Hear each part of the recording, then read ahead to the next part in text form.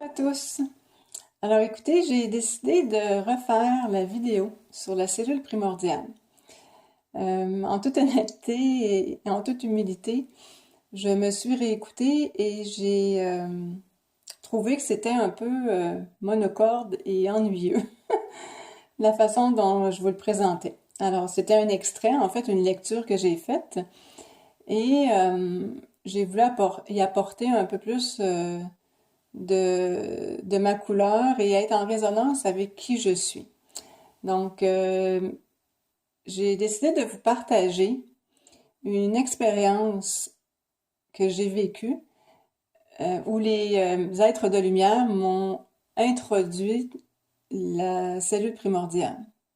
Donc, on retourne il y a 20 ans. J'ai suivi une formation en énergétique à Atlanta. J'ai appelé ça un voyage initiatique parce que ça a vraiment été quelque chose de très intense et très révélateur. Et cette formation-là se faisait sur deux fins de semaine. Et durant la première fin de semaine, le professeur avait demandé que l'on se fasse faire, chacun d'entre nous, ce qu'il appelait à l'époque la reconnexion. Donc, on devait avoir un soin énergétique, recevoir un soin énergétique pour pouvoir accéder à la deuxième fin de semaine. Donc, j'ai reçu ce soin énergétique-là et la nuit qui a suivi a été une nuit initiatrice, je vous dirais, euh, où j'ai pas dormi de la nuit. J'ai eu la sensation d'avoir le plexus solaire en feu. J'étais dans un état second, consciente, ni endormie, ni réveillée comme je le suis durant la journée. Et je me suis sentie suspendue, littéralement, dans l'univers. J'étais encore dans un corps physique, mais un corps physique était beaucoup plus léger et je regardais autour de moi et je voyais l'univers. J'avais pas froid, j'avais pas de sensation de malaise, mais c'était quand même assez formidable comme expérience. Et tout d'un coup, j'ai commencé à recevoir des visions. Les premières visions qui me sont venues, c'est des visions d'êtres que je pourrais qualifier de reptiloïdes ou de gris. Dans le temps, on appelait ça les gris. En fait, les êtres de lumière m'ont montré toutes les réalités qui existent dans notre secteur de l'univers et ils m'ont présenté des visages, une série de visages d'êtres reptiloïdes. Et je me suis demandé si je devais avoir peur, mais non. Ils m'ont rassurée pour me dire qu'ils me les présentaient pour tout simplement me montrer que ces êtres-là existent et qu'on a une partie, en fait, de notre cerveau qui est la partie du cerveau reptilien qui est connectée à ces réalités-là.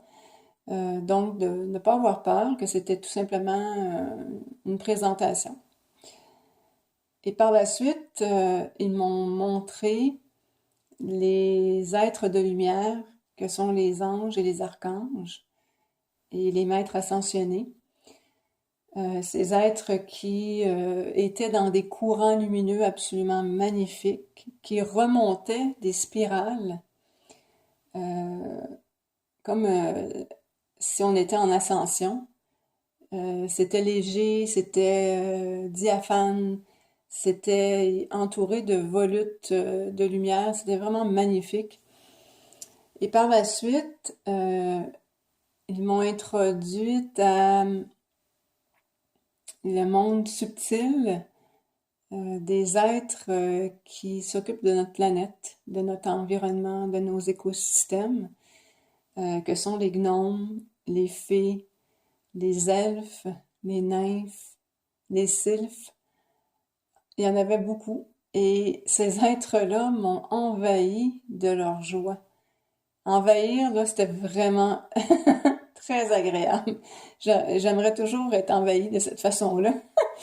Euh, Ils m'ont infusé leur joie de vivre, leur plaisir à s'occuper de notre planète, à s'occuper des animaux de notre planète, à s'occuper de la nature de notre planète. C'était vraiment fantastique.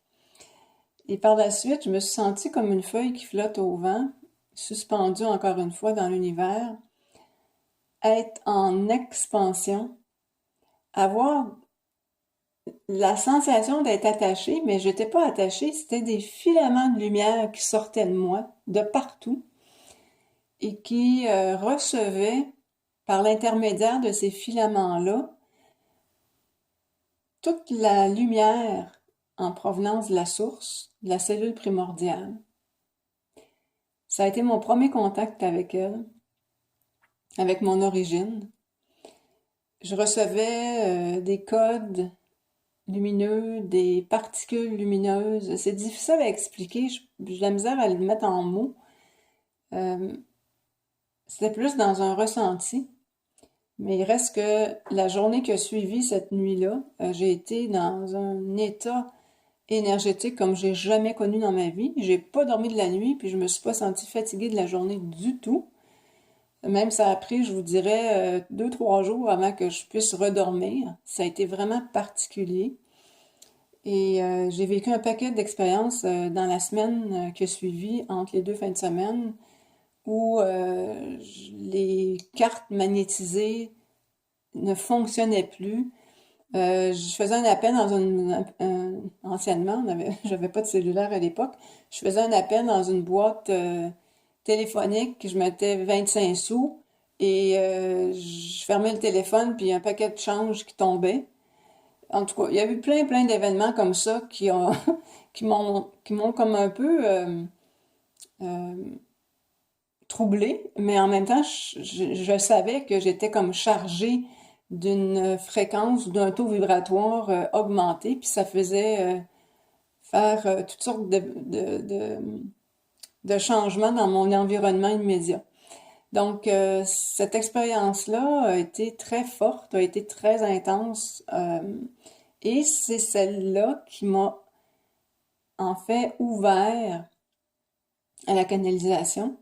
C'est cette expérience-là qui m'a permis par la suite de commencer tout mon processus et de me rendre jusqu'à aujourd'hui, jusqu'à l'écriture en collaboration avec le collectif Elphira des Maîtres Cristaux pour vous entretenir sur le fonctionnement de notre secteur de l'univers et surtout sur la cellule primordiale.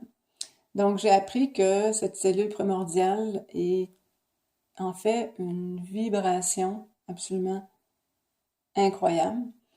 Et cette vibration très élevée est autosuffisante. C'est comme une génératrice qui est renouvelable, qui est aimante, qui est intense, qui est euh, d'un bien-être absolument incroyable.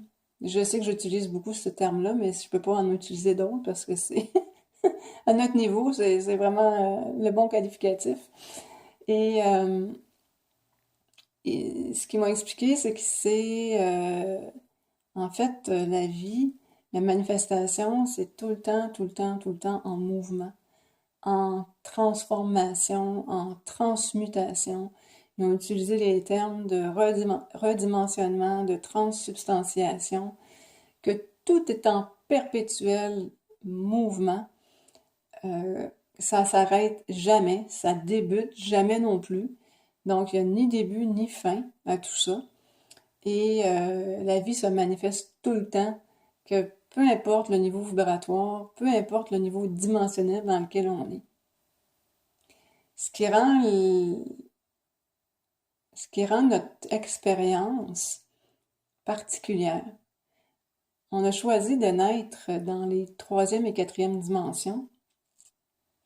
On a choisi de naître amputé de la majorité des brins de notre ADN. on fonctionne avec 2 brins d'ADN, puis on nous en a enlevé 11. Il y a beaucoup de... Je sais que j'ai écouté plusieurs vidéos, j'ai lu plusieurs livres de spiritualité où on nous a expliqué qu'on avait à la base 12 brins d'ADN, mais c'est pas le cas, c'est 13. 13 brins d'ADN. Elvira m'ont expliqué que on a 13 corps dimensionnels, en fait, reliés à ces 13 brins d'ADN. Et que, en cours de route, depuis les derniers milliers d'années, on a fonctionné qu'avec 2. Au moins, on nous en a laissé 2 pour un fonctionnement minimal. Mais malgré cela, malgré ces 2 brins d'ADN, on a été capable de se rendre jusqu'ici et d'ouvrir nos horizons, d'ouvrir notre conscience à la lumière. Ce qui a fait que on a décidé de venir ici en tant qu'être de lumière afin de permettre cette transition. Transition de la matrice illusoire à la matrice cristalline. Donc, il faut que vous compreniez que la cellule primordiale et le grand soleil central, qui nous infusent constamment de leur lumière, ont décidé que c'était terminé. Donc, bonne nouvelle, la matrice illusoire, c'est terminé. Le fonctionnement avec 2 brins d'ADN qui fait qu'on fonctionne avec la séparation, avec la peur, avec la souffrance, avec toutes les blessures fondamentales qu'on vit sur cette planète, qui sont les blessures de non-reconnaissance, les blessures d'inéquité, d'inéquation, d'abandon, d'injustice, de culpabilité, de rejet, d'impuissance, de trahison, du manque d'estime de soi. En tout cas, on pourrait continuer longtemps, il y en a beaucoup. Donc, on a appris à vivre avec ça, avec l'amour conditionnel aussi. Et ça a été notre mode de fonctionnement. Donc, on est habitué à ça. Mais là, ils viennent nous annoncer que c'est terminé. Wow! On fait quoi avec tout ça? On est habitué à ça, puis tout d'un coup, on nous dit que c'est terminé. Alors, on a le libre arbitre ici encore. Notre planète est en train d'accéder à la 5e, 6e et 7e dimension. En fait, elle l'est déjà. Et l'humanité doit, si elle le désire naturellement, s'en aller vers ces dimensions-là. Alors, comme on a encore le libre arbitre, il y a une partie de notre population qui va décider de demeurer dans la 3e et 4e dimension, dans ce qui est connu, dans leur mode de fonctionnement. Ils s'y sentent bien, même s'il y a des malaises, même s'il y a des difficultés, ils y sont tellement identifiés qu'ils vont continuer à vivre à partir de ces 3e et 4e dimensions. Il y en a d'autres qui vont décider de rester dans la transition entre la 3e, 4e et la 5e. Puis il y en a d'autres qui vont décider de se positionner dans la 5e dimension à partir de leur lumière, à partir de leur essence lumineuse. Chaque choix, chaque individu qui se positionne détermine en fait notre progression vers la matrice cristalline. Alors, tout ça est correct, tout ça fait partie du grand tout. Et chacun a la responsabilité dans son intériorité de créer et de se positionner dans ses paramètres, je pourrais dire. C'est pour ça qu'on est des êtres multidimensionnels. On s'en rend pas compte, mais quand j'étais suspendue dans l'univers, puis que j'ai contacté tous les niveaux à la fois, je me suis aperçue finalement que on est déjà dans la multidimensionnalité sur Terre. Parce qu'on a une conscience, par l'intermédiaire de notre âme, qui nous communique son intuition, ses sensations, sa sagesse, par l'ouverture que l'on vit aujourd'hui, on est tous les êtres qui veulent se diriger vers la matrice cristalline, On est tous en train de récupérer nos dons divins. On est en train de récupérer nos 11 brins manquants, les 11 brins d'ADN qui ont été amputés. On est en train de les récupérer. C'est vraiment formidable. Imaginez-vous ne plus vivre à partir de cette matrice illusoire, de ne plus vivre dans la matérialité, entouré de vibrations qui sont basses, de ne plus vivre en guerre intérieurement, de ne plus être témoin de tout ce qui concerne la souffrance et la peur, et de vivre à partir de votre lumière, nourrie de la source directement, parce que la source, c'est ce qu'elle fait. Elle vous nourrit constamment de ces vibrations d'amour inconditionnel, de ces vibrations de connaissance et de conscience universelle et d'intelligence universelle. Donc, on ne vivra plus à partir des lois humaines, on ne vivra plus à partir des chaînes de pensée sociétales ou des croyances religieuses. On va vivre à partir de cette nourriture lumineuse, connectée à la source directement. Alors on est, en tant qu'être de lumière, on est venu sur Terre pour vivre cette transition dans laquelle on est présentement.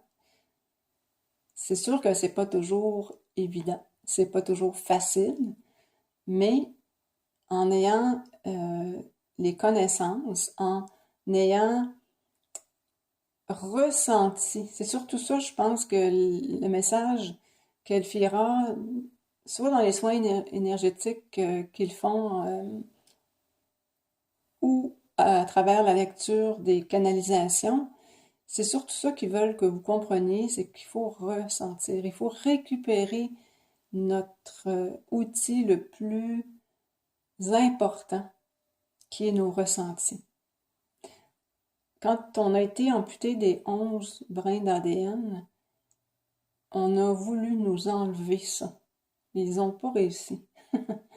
On est en train de les récupérer parce qu'on est des êtres qui ont des perceptions. On est des êtres qui ressentons. Et on est sur une planète qui comporte des émotions et des sentiments. Donc, c'est par ça qu'on va guérir. C'est par ça qu'on va augmenter notre taux vibratoire puis qu'on va récupérer notre lumière et notre allégeance à la source, à la cellule primordiale. Donc, j'ai décidé de refaire la vidéo tout simplement parce que je me suis aperçue que quand on écoute des vidéos sur YouTube, souvent on va avoir une attention qui va être très courte parce qu'on est en mode recherche. On est dans notre mental. Le mental, c'est bon. Des fois, ça a sa place. Puis il faut l'utiliser, mais il faut l'utiliser quand c'est nécessaire. Mais par contre, l'humanité, je m'aperçois qu'elle fonctionne beaucoup plus avec le mental qu'en mode réceptif. Donc, le mode réceptif, ça veut dire quoi? Ça veut dire qu'on est dans les ressentis. On reçoit de notre environnement, de nos pensées, de nos émotions, de la source, du cosmos, de l'univers, peu importe, on reçoit et on ressent cette vibration qui nous fait vivre, qui nous fait vibrer à la vie. Quand on est dans le mental, on se déconnecte de notre vie. On est en mode fonctionnement. Donc, c'est pas ça, vivre. Le mental nous amène à être dans la survie. Parce qu'on est connecté aux peurs, aux inquiétudes. Donc, on est dans la survie. On n'est pas dans la vie. Alors, quand on commence à ressentir et se nourrir à partir de l'amour inconditionnel, puis qu'on ressent vibratoirement, on commence à vivre. Alors, le message essentiel de toutes ces transmissions, ça va être de ressentir. Alors, quand on fait la lecture d'un livre, je pense qu'on est beaucoup plus en mode réceptif parce qu'on s'octroie un moment de bien-être, un moment d'arrêt, on se dépose, on fait des fois même un petit rituel pour se placer dans ce mode réceptif-là. Quand on est dans les écoutes de vidéos, souvent c'est pas le cas. On peut le faire, mais c'est souvent pas le cas. Donc c'est pour ça que j'ai décidé de refaire les vidéos pour rendre ça beaucoup plus accessible et vous intéresser en fait à ce que le collectif Alfirum ont transmis et vous permettre peut-être éventuellement d'aller faire la lecture du livre et par la lecture des mots et des concepts qui vont vous être présentés, de recevoir la vibration de ces êtres de lumière-là, ces êtres des plus hautes sphères de lumière qui vont vous permettre de libérer un paquet de programmations dont vous n'avez plus besoin et qui vont vous permettre de faire entrer en vous cette nourriture essentielle qui provient de votre source, de notre source à tous.